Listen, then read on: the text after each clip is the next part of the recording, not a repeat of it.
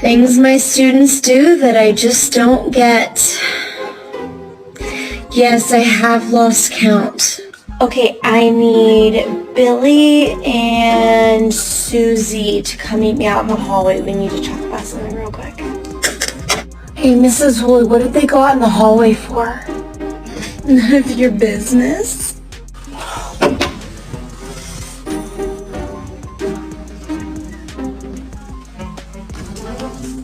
Okay, so yeah, you're gonna carry the one. It's killing you that you don't know what happened in the hallway, isn't it? Yes! Well, I'm not gonna tell you. Not even until you're in your late 30s. And then, only then,